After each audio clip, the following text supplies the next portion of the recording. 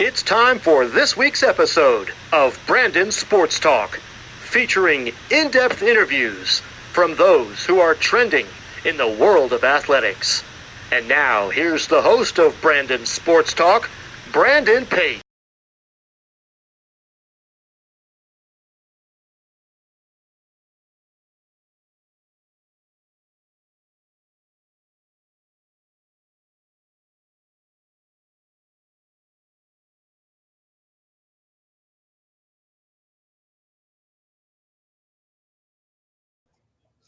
Welcome back to Brandon Sports Talk. In today's episode, I have the privilege to interview the UNC Wilmington's head women's volleyball coach and beach volleyball coach, Dottie Hampton. How are you doing today? It's good. It's Hampton. Yeah, like the Hampton Inn. Yep. Can you talk about your coaching experience and how you got started?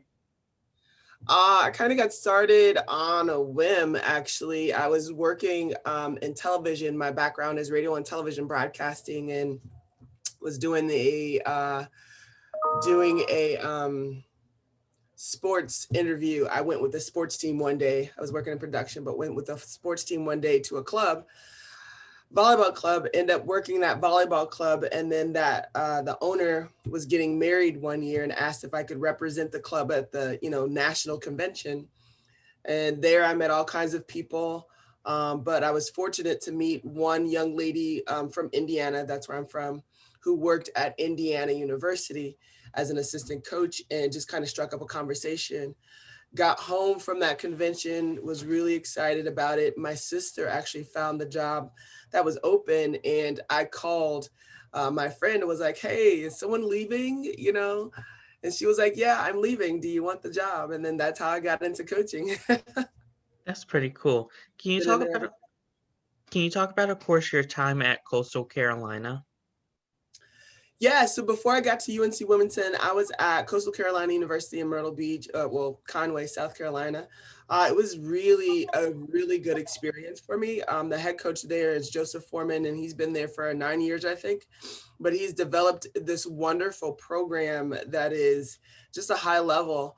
But more than that, like his knowledge and his information of the game and the dynamics and philosophy behind volleyball was really helpful in my development and growth as becoming a head coach. And so, I think that experience of being around a coach with so much knowledge, international and US, high level and mid-major level, and just kind of picking his brain on a daily basis really helped develop me as a coach as well. So it was a really good experience. I was there for 2 years, and then I got this job.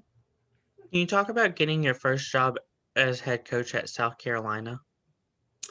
Well, that was an odd situation. They had let the head coach go, and I was the first assistant recruiting coordinator, and so I was the interim head coach for the rest of the season. And again, that was another one of those challenging moments, but one of those that helped kind of grow me and develop me. What that did was show me, how much more growth and development as a head coach that I needed. And so it was a really good experience. It's a great program now. And I think if I hadn't gone through that and then gone to Coastal, I think I would have still been trying to figure out how to be a head coach. Yeah. Can you talk about your head coach job at Nicaragua? At Niagara? Yes, Niagara. University? Yeah, so Niagara was a short stint there.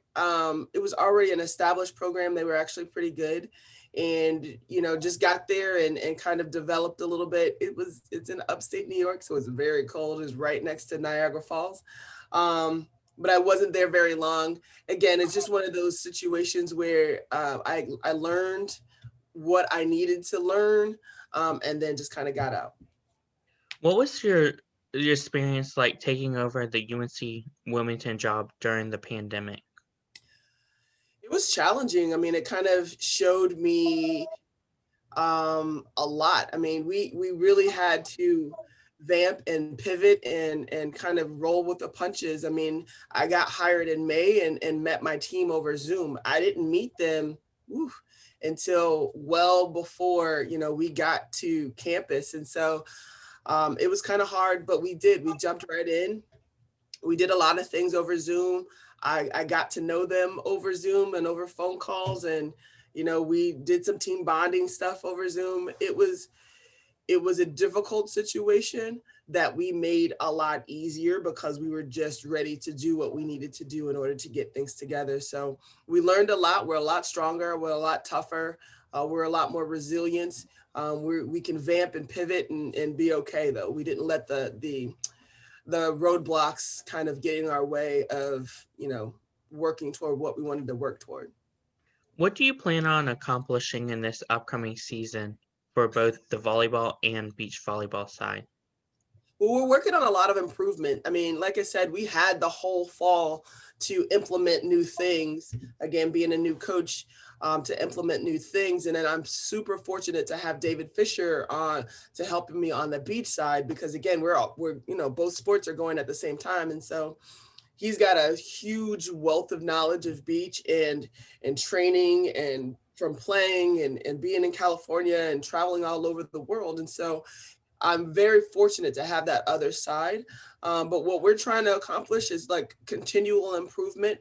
We want to work toward getting into the conference championships on both sides and then winning. Like that's what our ultimate goal was. But we know that the process is the most important part of this. So we just want to continually improve every single day on the things that we need in order, to get to where we want to get to. Can you talk about, of course, transitioning from being coaching at the SEC versus now coaching in the UNCW conference?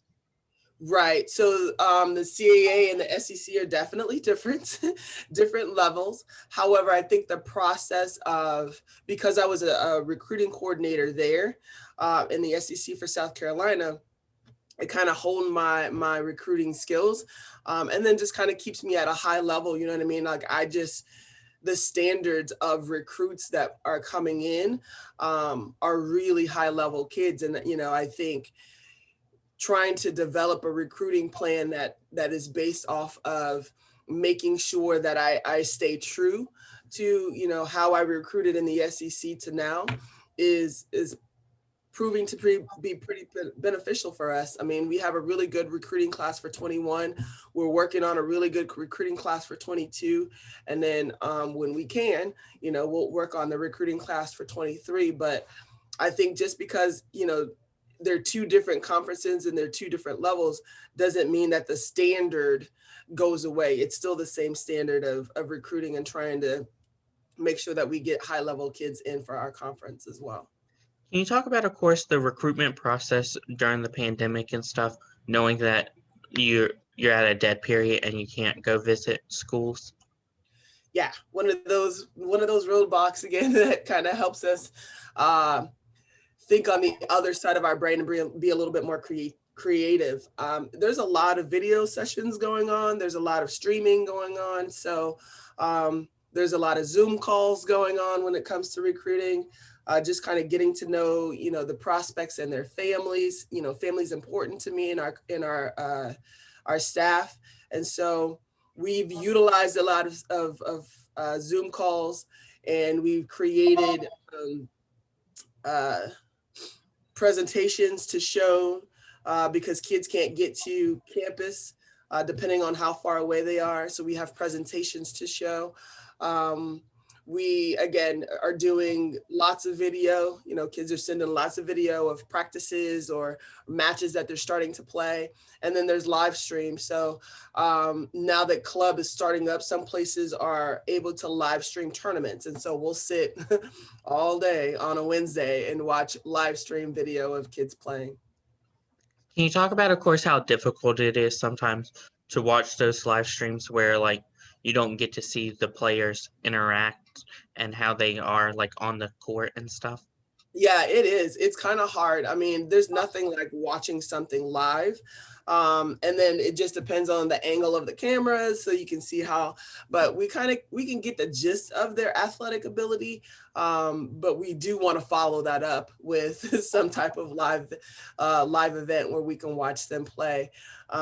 But it's a difficult process, and it it forces us to recruit a little differently. We look for different things when we are watching live as opposed to watching live stream.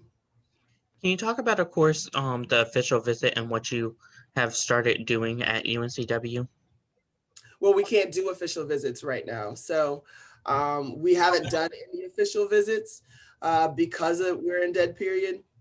But I think if kids do an academic tour, like they can come and do an academic tour here. We can't be involved in any way, shape, or form, and we're not if they come up. We usually don't know that they're either here, and we'll find out after in an email that, hey, coach, I visited campus and it was great. Or, they tell us like 2 weeks in advance, hey, I'm going to go to this tournament, and then we'll probably drive by. And I'm like, okay, well, we can't talk to you. We can't, walk around with you. We can't do anything with you, but hopefully you like it. So we haven't done any official visits just yet. Hopefully once we get out of this pandemic situation and get back to a little bit of normalcy, then we can start that back up. Whenever you do start that up, can you talk about what you plan to happen during it? Oh, like the official visit process. Yes. Yeah. So, it just depends on the time frame that the kids have. It's usually a 48-hour time frame where the kids will come in, and we try to do it like on a weekend when we're home, a home tournament weekend or like a home conference weekend where we play 2 matches. And that way they can see the games, and they can see how, the process of us going from school to game, our pregame rituals and all of those things. And so what we usually do is they come in, they meet the team. We have an itinerary set up for them for the whole 48 hours. And they'll either stay with the player or they'll stay with their parents in the hotel. But it's just a whole 48 hours jam-packed of touring the school and maybe going to a class or, watching practice and watching matches and hanging out with the girls and going to dinner with the staff. Like, it's just a whole process. It's a lot of things. Do you plan on implementing, of course, in the recruitment process, the photos, like taking photos in jerseys? We might. I mean, I know it's legal now that you can do that. I'm sure that's probably one of the creative ways that we can get student athletes and prospects to feel a little bit more of a Seahawk. So whatever we can do within the legal ramifications of compliance, then that's probably what we'll end up doing. Can you talk about, of course, your collegiate experience playing at Fort Wayne?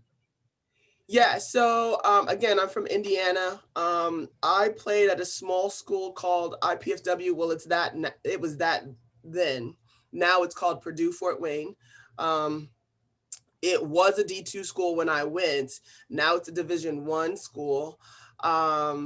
Really good volleyball, but it was fun. I played 2 sports. I actually got a basketball scholarship to go there first, and then ended up playing both sports, and then ultimately just played volleyball. And so yeah, it was fun. I mean, I don't know. We won a lot of championships, conference championships. We, had a very competitive team. And we just had a great time. My coach was tough, but he was loving. Still keep in contact with them today. And so, yeah, we did really well as a team. And I think if it wasn't for that experience, I probably wouldn't have gone on to play internationally and then become a coach and fall in love with the game and those type of things. So college was really good. It was a Division II school. And like I said, recruiting is kind of difficult. I think some kids really want to play at the Division I level, but there's tons of Division II, Division III, junior colleges, NAIA schools that are just as good, like really good programs. And so when prospects are kind of looking for schools and putting themselves in a box, I try to help them out and just say, listen, you got to explore all of your options because, there's only so many Division I scholarships that can go around, but Division II and Division III, there's tons of opportunities as well. Can you talk about, of course, you said you played professional. What was that like playing professional volleyball? Oh, overseas, it was really good. I mean, it was challenging, definitely, being away from home and not knowing the language very well. And I was young, and so it was a really good experience. I was able to see tons of places, different countries, eat exotic food, go different, meet different people. And those are experiences I probably would have never had it not been for volleyball, and definitely expanded my horizons, allowed me to see, different parts of the world, to understand that there was more to life than just, my little bubble that I lived in. And I encourage now everyone to go and play and get a chance right now to, if you have the opportunity to go and play over in Europe, well, when the pandemic dies down, obviously, but it's just a great experience. It really is. What advice would you give upcoming high school athletes looking to play college volleyball? My advice to them is bring the same passion that you have um, in high school and club to college. Sometimes it kind of dies out a little bit because you think you've arrived there. But I think right now I loved watching club matches and tournaments because the passion is always there with those kids.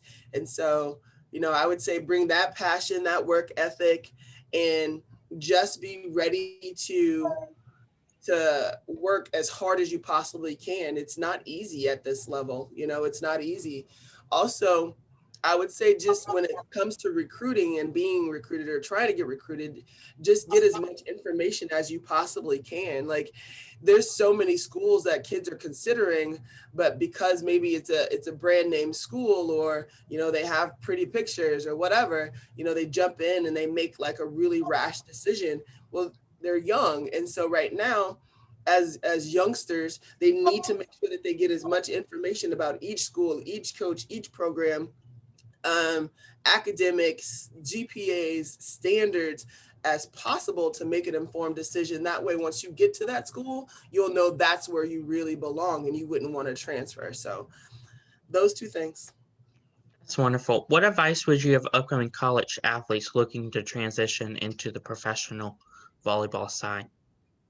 Right. If playing professional after college is what you desire, then I say then start the preparation work now. You can't take practices for granted, because once you get to Europe, it's at a higher level and it's a job. It's not, voluntary. Like, it's not a participatory sport. Like, you are there, you are to work, and you are to get your work done. So the better your skills are prior to going over there, the better transition it will be. And then just be adventurous. You can't get over there and shut down and just be like, no, I don't want that, or no, I don't like that, or no, I'm not going to try that. You have to have an open mind, because depending on where you go, you're going to be limited. What advice would you give upcoming college coaches looking to start coaching in volleyball? College coaches looking to coach volleyball? Well, I mean, if there's other coaches like high school or club coaches or somebody or assistants trying to coach, I would just say learn as much as you can, right? Never stop learning. Just continue to hone your craft. Coaching at camps and clubs always is a good preparation for it. Be organized and stick to some time management skills, but have really good relationships. Be a personable person. Be flexible, because it doesn't always go your way. Learn how to, manage budgets. That's always helpful too. So, yeah. That's wonderful advice. Where can my listeners find you at on social media, along with, of course, the UNCW volleyball program at? So we are on Facebook as UNCW Volleyball Indoor and Beach. We are on Twitter and Instagram as well, UNCW Volleyball. I'm not all a social media person, but I have a Facebook, Dottie Hampton.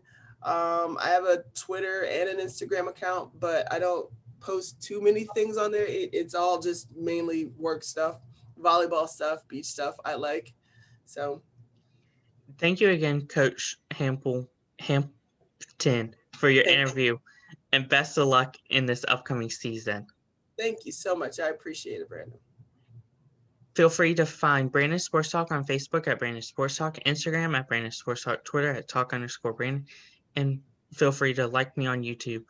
Don't forget to like, comment, and subscribe. Thank you again, Coach Dottie Hampton, for your interview, and best of luck. Thank you. Bye. You've been watching Brandon Sports Talk. Please feel free to like, share, and subscribe to Brandon Sports Talk on social media and on YouTube.